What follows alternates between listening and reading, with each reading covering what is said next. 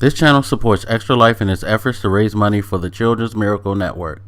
For more information about how to donate and join in their efforts, go to the link displayed here. Extra Life. Play games, heal kids. What up, everybody? This is your boy Black Magus, and this is the first video I've actually recorded in the year 2017. Kind of fitting, with all the fuckery that left in 2016, that we would begin a year with some fuckery. Mind you, I have posted videos. It's just that I haven't pre-recorded. So if you're wondering why I got videos yet, I said this is my first recorded video. That's why. Anyway, that's neither here nor there. So yeah, I haven't recorded a football video in a few weeks. Not since that fucking Arizona game, which set me in a bad mood because once we lost that Arizona game, I just had this really fucked up feeling that things were going to go awry. And fuck. Guess I wasn't disappointed, was I? Just brief recap. After losing the Arizona game and the fucking Carolina game, I'm just sitting here like, really? First, the Arizona game put you in the back of the pack, which, you were the front runner. You had control of your own destiny. You gave the fucking shit up, and now you put yourself in a position where you have to scramble. Flash forward to Carolina. Okay. Team that has nothing to play for. But pride. They play for pride. And you know what? They came through. They stepped up. They did the damn thing.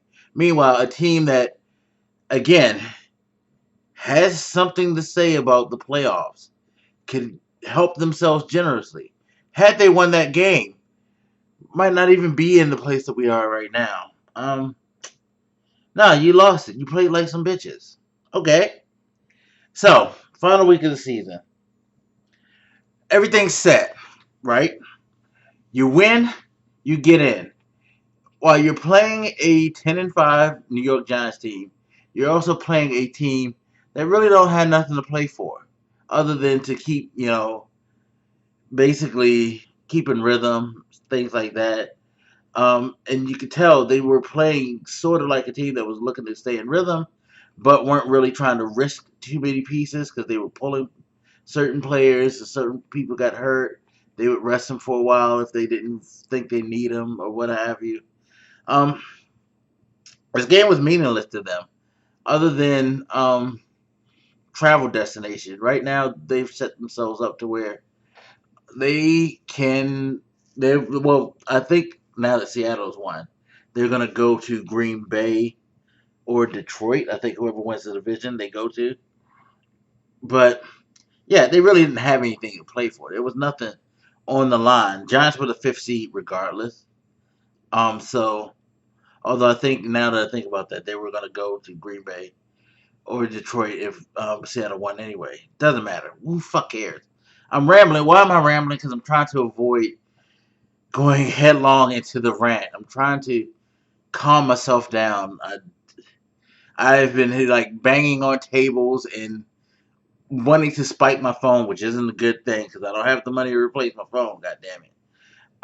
Just cursing up a storm. Fucking irritated. Like fuck. Why? Because win and get in.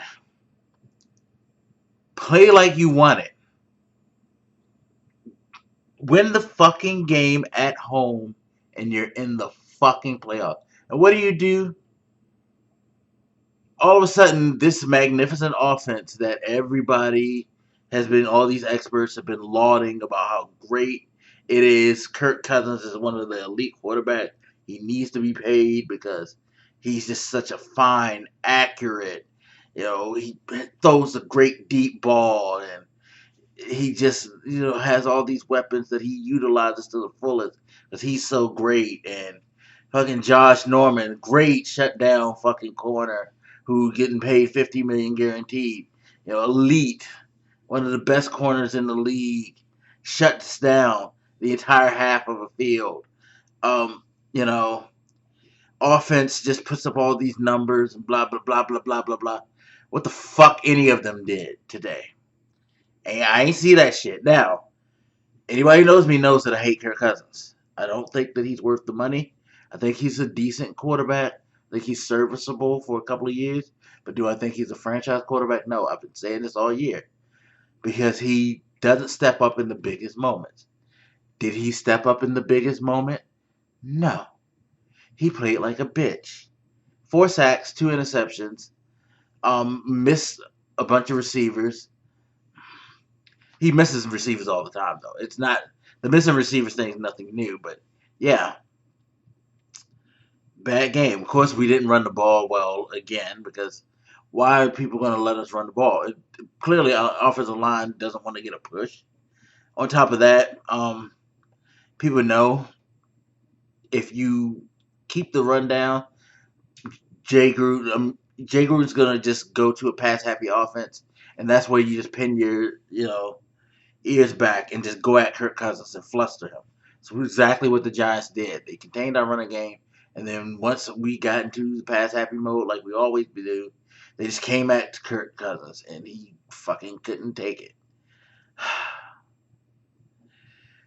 Defense actually played well, except for the first half they were getting pushed around. Second half they played better. They're still getting pushed around with the run. Our front seven, good lord, you cannot stop a running back for shit. Secondary, it was soft up the middle, by the way, because our safety's garbage at this point. It seems like nobody wants to make a tackle because fucking Paul Perkins, a guy who just all of a sudden over the last 3 weeks started playing more. Don't know who the fuck he is. Career high of 68 yards in the previous game. He has over 100 yards rushing. And it's what? Huh? Eli, I don't even think Eli threw for as many yards as his fucking running backs ran for. What's going on? Seriously? Play decision making, Jay. Why didn't you call the timeout at the end of the first half so you can write up a better play and get into a better position to kick a field goal? Why? I don't know. Because you're a fucking dumbass. That's why. You think you're smarter than you are. You're not. You're not your brother. You never will be your brother. You have always pretty much gotten over because you made Andy Dalton look like a decent quarterback. Newsflash. Andy Dalton is just like Kirk Cousins. Decent quarterback who put up some good numbers because he has a good wide receiver or some good pieces around him. But ultimately, he ain't gonna win your team shit. But you want Kirk Cousins, you got him, son. Enjoy. In fucking joy. Although I can't, I wouldn't be surprised if he didn't throw him under the bus today. Because I feel like Jay Gruden doesn't say much to his players on field. But he sure does say a lot about his players in front of the cameras in press conference. That's just me. Maybe it's just me. But fuck that bitch anyway. I can't stand him either. So 8-7-1 is the final record. Where the fuck do we go from here? We still need linebacker help. Yeah, I know. Foster, he's had lots of tackles running after people, catching them after they've gotten huge chunks. But got Will Compton, got Kerrigan, but Kerrigan's more of a defensive end. And Compton, he's nice, but you still need depth in the linebacker core. And you need tacklers. You need strong tacklers, please. Same thing with the front defensive line. Something's wrong with Baker and Hood. They're not holding it. Nobody's holding up the middle because our safeties. We gotta get better safeties, more reliable safeties. Yeah, cornerback-ish.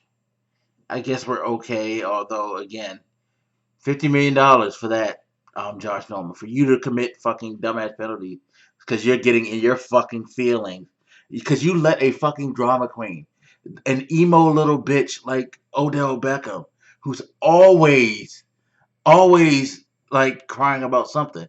He fucked you. He mind fucked you. And you caused those 2 penalties. He had a good first half. He sat down because he did his job. He made you look like the bitch that you are. Like, fuck me. What is wrong with the team? God damn it. So now we got to retool. And see what we're going to do because we have some issues offensively now.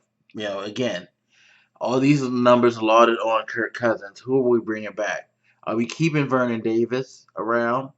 Because while we've paid we paid Reed.